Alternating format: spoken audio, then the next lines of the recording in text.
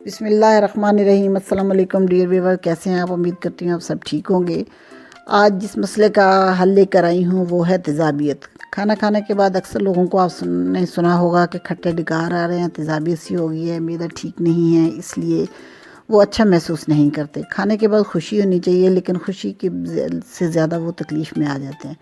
तो खाना खाने के बाद एक छोटा सा देसी नुस्खा है, वो आपने इस्तेमाल करना है। उसके लिए इंग्रेडिएंट्स लिख लीजिए आप।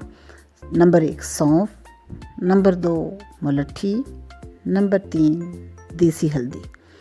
इनको हम वज़न लेकर पीस कर रख लें और आधी चम्मच लें। हर तरह के ये एसिडिटी के लिए बड़ी ही मुफीद है। ज़ख्मों के जो मैदे में अल्सर होते हैं उनको भी ये ठीक करेगी। अल्सर के लिए भी अच्छी है और एसिडिटी के लिए भी बहुत अच्छी है। तो ये ज़रूर कीजिएगा और अपनी दुआओं में याद रखिएगा। तो मेरे चैनल को सब्सक्राइब ज़रूर कर लीजिएगा। अल्लाह हाफिज़।